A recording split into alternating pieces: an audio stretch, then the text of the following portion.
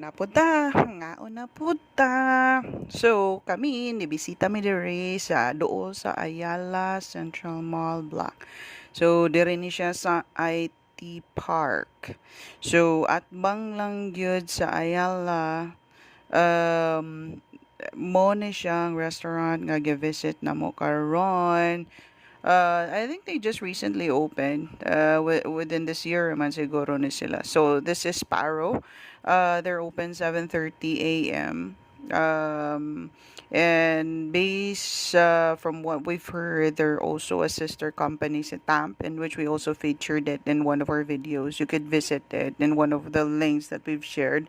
That's one of their sister companies. So Dini, I'm not really sure if they have the secret menu pareha sa TAMP. Kay ang TAMP naman to sila ilahan secret menu. Just go ahead and try to check on the video on what that is. So, dinhi, ang amo ang gi-try ang ilahang mga bestsellers. We've been asking their waitress nga kung unsa ang mga bestseller nila dere. So, for my partner, she got the salmon, a buring a bowl niya ako. I still got the katong ilahang still pork chop. And then, they also have selection of cakes, same gihapon sa TAMP, but it's different. There's different selection din and also the other one. Pero ang naka-intriga gyud namo is ang me personally is ang katong ilang roast panna cotta. So panna cotta is hard to master. It needs to melt in your mouth. Kinahanglan dili gyud na siya gelatin like. And then we did order for appetizers kaning ilahang cheese dip and my partner had the kaning tomato soup. So mo ni siya ang ilahang dip. They topped it with mozzarella. So, ang ilang mozzarella daw, ang ilahang dip is dili kay siya init. So, mo nang dili kayo stress niya kanang tanawan. And then their bread is also too thin. Mo na nga pag gamay apply na kung gamay nga force. Ana, nabuak na dayon siya. So, I don't also want to edit the video. I just want it to be real as it is. so, okay lang. Not really something that nga naagyo something na kick na that you will be looking into a food. Just ordinary lang siya nga cheese dip. And then, for the salmon aburi, mo na siya ang ilahang presentation. It's topped with the raw eggs and then also katong ilahang other dishes and also the katong I forgot the Japanese seaweed and nori, and this is also their Japanese I mean this is also the pork chop.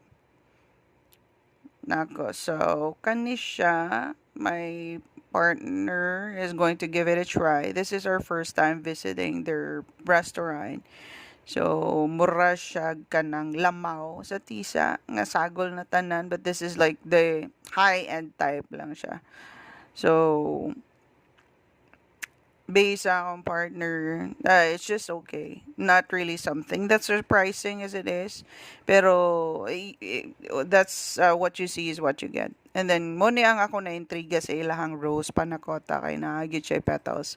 So, just same with Buzz Cafe, kanang sa Bohol Bee Farm, wherein they're also serving their dishes, their salads with petals of flowers, edible flowers. So, ang kanina sad is I'm trying their pork chop. It's just actually very thin compared dito sa TAMP nila nga branch.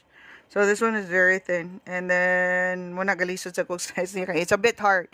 It's a bit hard though. And then, kanisang gilahang kuan, ang dip nila is strange. Kaya usually sa atuan, mata mga Pinoy nga medyo aslom-aslom. Pero ano siya, this is oil-based. Tapos na ginger, garlic, and then sibuyas dahonan. That's what they've been using on their dip. So, okay lang to complement it. And the perfect egg is of course kanang murran oozing gina siya. So di kay ko ganahan ang boiled egg. Kanang sunny side up nga mura nag boiled egg. Nope, not for me.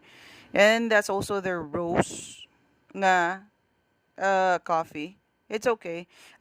Those are only just really for those who wanted like really to explore kanang mga lain nga flavors. Okay naman siya. And then akong partner, she's not really that type nga mo explore gyud og food. But okay lang siya sa roast panakota. Kay it's different manggod na anad manggod to sa dish nga it will be salty. If it's really sweet, it's really coming from the fruits. But this one is coming from the flowers, which is totally different. For me, nga ganahan ko mo explore sa different flavors. I like it. It's something that's very unusual, pero ganahan ako niya. It's not something for everyday, but it's something for things nga ganahan ka or times nga ganahan ka mo explore. Okay ra pud siya. Okay na siya. And then, but really not something na kanang kinahanglan gini may kuan. So, that's it for our visit for Sparrow. So, kamo na lang bahala din ha, bisita, and then just leave your comments, whatever, kung asa mo ganahan nga mo bisita misunod. Thank you!